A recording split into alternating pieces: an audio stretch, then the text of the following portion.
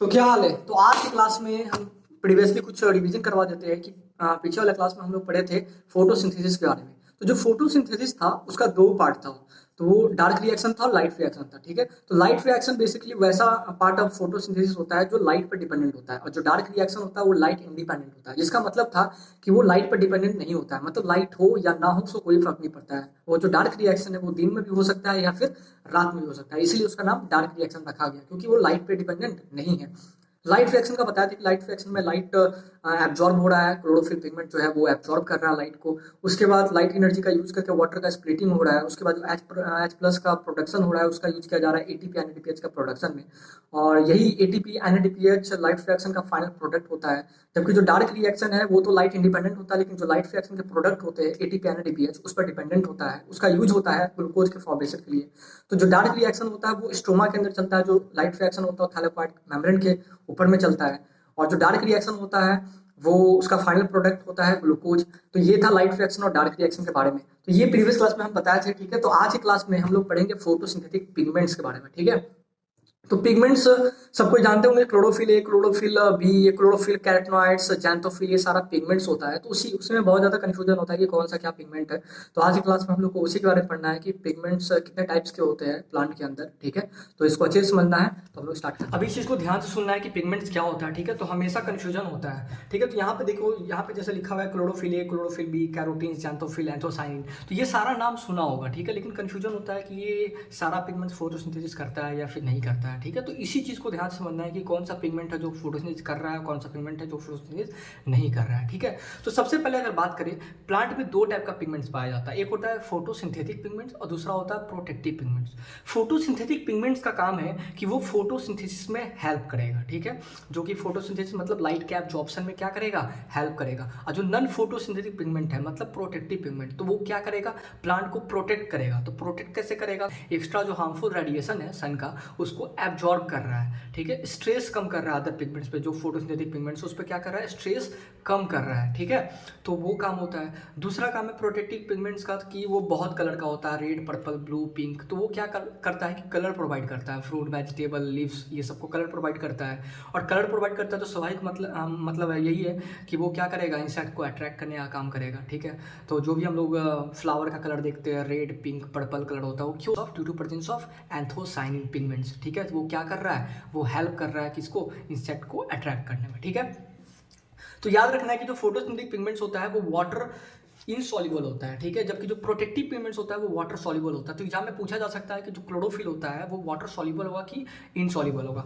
तो स्वाभाविक बात है कि क्लोरोफिल किस में आ रहा है, फोटोसिंथेटिक पिगमेंट्स में आ रहा है, तो वो कैसा होगा, वाटर इनसॉल्युबल होगा। जो कैरोटीनॉइड्स है तो वो भी किस में आ रहा है, फोटोसिंथेटिक पिगमेंट्स में आ रहा है, तो वाटर सॉल्युबल होगा कि इनसॉल्युबल होगा, वाटर इनसॉल्युबल होगा। जबकि जो एंथोसायनिन पिगमेंट है जो कि किस में आ रहा है, प्रोटेक्टिव पिगमेंट्स में आ रहा है, तो वो क्या होगा, वाटर सॉल्युबल होगा। ठीक है, तो याद रखना है फोटोसिंथेटिक पिगमेंट्स है वो दो टाइप का होता है, क्लोरोफिल और कैरोटीनॉइड्स। मतलब क्लोरोफिल और कैरोटीनॉइड्स दो पिगमेंट्स है। ये पिगमेंट्स है सारे, जो कौन सा पिगमेंट्स होता है, फोटोसिंथेटिक पिगमेंट्स होता है। और ये कहाँ पाया जाता है, तो क्लोरोप्लास्ट के अंदर पाया जाता है। ठीक है, ये बहुत ज्यादा इंपॉर्टेंट है कि जो फोटोसिंथेटिक पिगमेंट्स होता है वो कहाँ पाया जाता है, क्लोरोप्लास्ट के अंदर पाया जाता है। जबकि जो प्रोटेक्टिव पिगमेंट्स होता है वो कहाँ पाया जाता है, तो वो याद रखना है क्लोरोप्लास्ट में नहीं पाया जाता है, वो पाया जाता है वैक्यूल्स के अंदर में। ठीक है, प्लांट्स में जो वैक्यूल्स होता है तो वैक्यूल्स के अंदर क्या होता है, ये प्रोटेक्टिव पिगमेंट्स पाया जाता है। ठीक है, अब जो क्लोरोफिल होता है वो दो टाइप का होता है, क्लोरोफिल ए और क्लोरोफिल बी।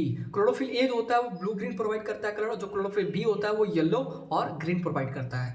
और ये याद रखना है कि जितना भी पिगमेंट्स है फोटोसिंथेटिक पिगमेंट, चाहे क्लोरोफिल ए हो, बी हो, या फिर कैरोटीनॉइड्स हो, या फिर कैरोटीन्स हो, मतलब या फिर ज़ैंथोफिल हो, ये चारों पिगमेंट में जो सबसे मेन पिगमेंट है जो कि बहुत ज़्यादा इंपॉर्टेंट है फोटोसिंथेसिस में, जो कि मेन जिसका काम होता है लाइट को एब्जॉर्ब करने का, लाइट एनर्जी को फाइनली एब्जॉर्ब करने का, ठीक है, वो होता है क्लोरोफिल ए। ठीक है, बाकी जितना भी अदर फोटोसिंथेटिक पिगमेंट्स है वो हेल्प करता है, इसीलिए जो हेल्प करता है उसको हम लोग एक्सेसरी पिगमेंट्स कहते हैं। ठीक है, तो जो एक मेन पिगमेंट है अब बाकी क्या कर रहा है, हेल्प कर रहा है। ठीक है, तो जो हेल्प कर रहा है उसको हम लोग क्या कह दिए, एक्सेसरी पिगमेंट्स कह दिए। लेकिन जो मेन पिगमेंट है वो क्या है, क्लोरोफिल ए है। तो अगर मेन पिगमेंट नहीं होगा तो फोटोसिंथेसिस नहीं हो पाएगा ठीक से। लेकिन अगर मान लेते हैं एसेसरी पिगमेंट्स नहीं होगा फिर भी फोटोसिंथेसिस क्या होगा, हो जाएगा। ठीक है, तो वही दिमाग में रखना है। तो क्लोरोफिल जो होता है वो दो टाइप का, क्लोरोफिल ए बी। जो क्लोरोफिल ए होता है मेन फोटोसिंथेटिक पिगमेंट है, जबकि जो क्लोरोफिल बी है वो किसके अंदर आता है, एसेसरी पिगमेंट्स के अंदर आता है, मतलब ये हेल्प कर रहा है। ठीक है, और कैरोटीन्स, ज़ैंथोफिल, तो ये हेल्प कैसे कर रहा है? तो ये क्या करता है, मान लेते हैं कि बहुत सारा रेडिएशन आ रहा है, जो लाइट होता है उसमें बहुत सारा रेडिएशन है, तो कुछ रेडिएशन है, कुछ वेवलेंथ का लाइट है जो जिसको क्या कर रहा है, क्लोरोफिल एब्जॉर्ब कर पा रहा है, और कुछ ऐसा रेडिएशन है जिसको क्लोरोफिल ए एब्जॉर्ब नहीं कर पा रहा है। तो जिसको एब्जॉर्ब नहीं कर पा रहा है, तो जो अदर पिगमेंट्स होते हैं वो क्या करते हैं, उस रेडिएशन को एब्जॉर्ब करते हैं, उस लाइट रे को एब्जॉर्ब करते हैं।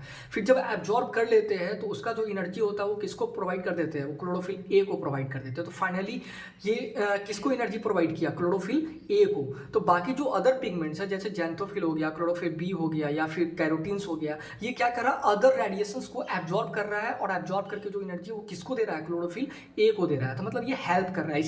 इसीलिए हम लोग इसको क्या कह दिए, फोटोसिंथेटिक पिगमेंट्स को कह दिया, क्योंकि फोटोसिंथेसिस में इन्वॉल्व है, भले ही इनडायरेक्टली इन्वॉल्व है, लेकिन ये क्या कर रहा है, हेल्प कर रहा है। इसीलिए इसको क्या कह दिया हम लोग, एसेसरी पिगमेंट्स कह दिए। ठीक है, तो यहाँ पे वही लिखा हुआ है, also act as protective pigments. अब यहाँ पे ये जो लाइन लिखा हुआ है कि ये देखो, यहाँ पे प्रोटेक्टिव पिगमेंट्स तो अलग से बना ही हुआ है, ठीक है, लेकिन इसको भी बोल रहा है कि ये क्या है, फोटोसिंथेटिक पिगमेंट्स तो है ही, लेकिन ये क्या है, ये प्रोटेक्ट भी कर रहा है प्लांट को। तो कैसे प्रोटेक्ट कर रहा है कि मान लेते कोई भी हार्मफुल रेडिएशन है, बहुत सारा जो लाइट जो आ रहा है उसमें बहुत सारा रेडिएशन है, तो क्या कर रहा है कि एक्स्ट्रा जो अनवांटेड रेडिएशन है उसको भी क्या कर रहा है, ये एब्जॉर्ब कर रहा है। ठीक है, तो क्लोरोफिल ए है तो उस पर ये स्ट्रेस डालने का काम नहीं कर रहा है, उस पर स्ट्रेस को कम कर रहा है कि वो कम से कम लाइट को क्या करे, एब्जॉर्ब करे, उसको ज़्यादा स्ट्रेस लेना नहीं पड़े। तो वो क्या कर रहा है, तो वो क्या कर रहा है, बाकी अदर रेडिएशंस को भी एब्जॉर्ब करके क्या कर रहा है, स्ट्रेस कम कर रहा है। इसीलिए हम लोग इसको कह दिए कि protective pigments act as also protective pigments. ठीक है, जबकि जो प्रोटेक्टिव पिगमेंट्स है वो सिर्फ क्या करता है, सिर्फ प्रोटेक्ट करने का काम करता है, उसका फोटोसिंथेसिस में कोई रोल नहीं होता है। ठीक है,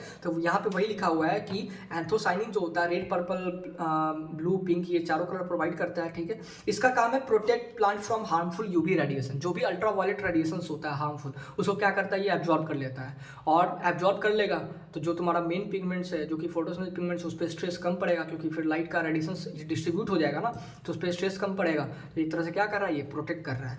और दूसरा काम है कि ये अट्रैक्ट करेगा किसको, पॉलिनेटर्स को अट्रैक्ट करेगा, कि जो पॉलिनेटर्स होता है, मतलब इंसेक्ट जो पॉलिनेशन में हेल्प करता है, उसको क्या करेगा, अट्रैक्ट करने का काम करेगा। तो यहाँ पे जो प्रोटेक्टिव पिगमेंट्स है ये फोटोसिंथेसिस में नहीं इन्वॉल्व हो रहा है, ये रेडिएशन एब्जॉर्ब करके क्लोरोफिल को ट्रांसफर नहीं कर रहा है। ठीक है, ये बस क्या कर रहा है, जो कि एक्स्ट्रा हार्मफुल रेडिएशन से उसको एब्जॉर्ब कर रहा है, स्ट्रेस कम कर रहा है उस पर, और दूसरा काम कर रहा है कि ये इंसेक्ट को अट्रैक्ट कर रहा है। ठीक है, तो ये याद रखना है कि जो फोटोसिंथेटिक पिगमेंट्स है, जिसमें सबसे जो मेन पिगमेंट्स होता है फोटोसिंथेटिक पिगमेंट्स, वो होता है क्लोरोफिल ए। बाकी जो अदर फोटोसिंथेटिक पिगमेंट्स होते हैं वो एसेसरी पिगमेंट्स है, और साथ में वो क्या करते हैं, प्रोटेक्टिव पिगमेंट्स की भी तरह एक्ट करते हैं, क्योंकि वो स्ट्रेस कम करने का काम करते हैं। ठीक है, तो यहाँ पे वही लिखा हुआ है।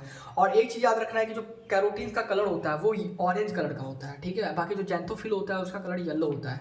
कैरोटीन्स हम लोग नाम सुना हो, जैसे कि जो गाजर होता है, कैरोट, ठीक है, तो कैरोट ऑरेंज कलर का होता है, तो उसमें क्या पाया जाता है, बीटा कैरोटीन पाया जाता है। बीटा कैरोटीन क्या प्रोवाइड करता है, ऑरेंज कलर प्रोवाइड करता है। ठीक है, तो यहाँ पे वही लिखा हुआ है ऑरेंज कलर। तो ऑरेंज जहाँ भी तुमको दिखाएगा, समझ जाना है वहाँ पे क्या पाया जा रहा है, कैरोटीन पाया जा रहा है। ठीक है, यहाँ पे वही लिखा है। अब एक चीज, ठीक है, अब इसमें कंफ्यूजन होता है, एक और पिगमेंट्स होता है, ये एक स्पेशल टाइप का पिगमेंट्स है, जो कि कहाँ प्रेजेंट होता है, जो कि प्रेजेंट होता है, जो कि यूनिसेलुलर ऑर्गेनिज्म होते हैं, जैसे फोटोसिंथेटिक बैक्टीरिया हो गया, फिर से एल्गी हो गया, थैलोफाइटा में जो आता है एल्गी, तो वो सारे चीज़ों में क्या प्रेजेंट होता है, फाइकोबिलीन्स प्रेजेंट होता है। ठीक है, क्लोरोफिल ए तो होगा ही, ठीक है, साथ में क्लोरोफिल ए के साथ साथ वहाँ पे क्या होता है, देखो एक चीज़ याद रखना कि क्लोरोफिल बी है ना, क्लोरोफिल बी जो एडवांस प्लांट है, ठीक है, जो बहुत ज़्यादा डेवलप है, वो सब प्लांट्स में पाया जाता है। जबकि जो क्लोरोफिल ए है वो स्टार्टिंग से पाया जाता है। अगर कोई यूनिसेलुलर ऑर्गेनिज्म जो फोटोसिंथेसिस कर रहा है, इसका मतलब है कि उसमें क्लोरोफिल ए होगा।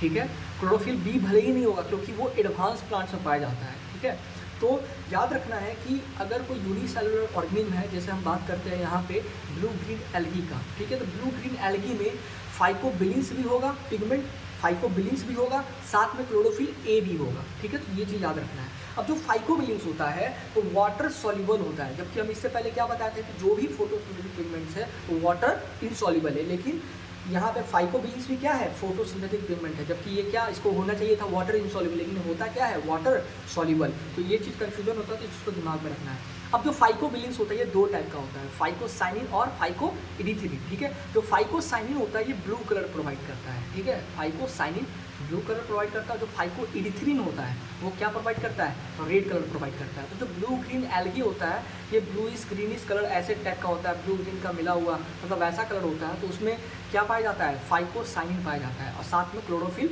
ए भी पाया जाता है।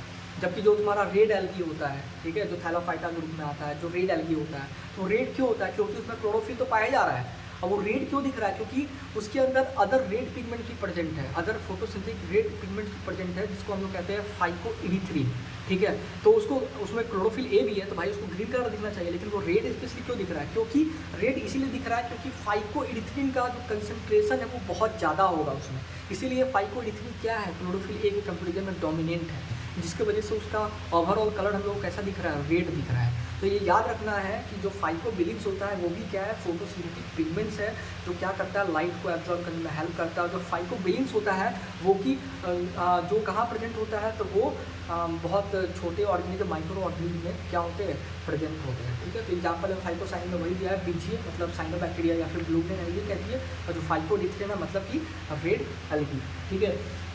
अब एग्जाम में फॉर्मूला ही पूछ दिया जाता है, जैसे क्लोरोफिल ए का ऑप्शन में दे दिया जाएगा बहुत सारा फॉर्मूला, तो इसको याद करना, तो याद कर लेना इंपॉर्टेंट है, वैसे ज़्यादा भी इंपॉर्टेंट नहीं है कि मतलब बोर्ड में पूछेगा, ये बस एक्स्ट्रा है, ठीक है, एक्स्ट्रा पॉइंट है। तो क्लोरोफिल ए का फॉर्मूला याद रखना C55H72O5N4Mg होता है, जबकि जो क्लोरोफिल बी होता है उसका फॉर्मूला होता है C55H70O6N4Mg। इसके बाद है कैरोटीन्स, तो कैरोटीन का कलर होता है C40H56, और उसके बाद है तुम्हारा क्या कहते हैं, उसके बाद क्या है, जैंथोफिल है, ठीक है। यहाँ पे कैरोटिनॉइड्स नहीं, कैरोटीन्स, ठीक है, कैरोटीन्स, कैरोटिनॉइड्स। कैरोटिनॉइड्स दो टाइप का होता है, कैरोटीन्स और जैंथोफिल। कैरोटीन्स का अलग फॉर्मूला होता है, जैंथोफिल का अलग फॉर्मूला होता है, इसलिए कैरोटीन्स होगा, कैरोटीन का फॉर्मूला क्या होगा, C40H56, ठीक है। और जैंथोफिल, तो जैंथोफिल का फॉर्मूला क्या होगा, C40H56O2।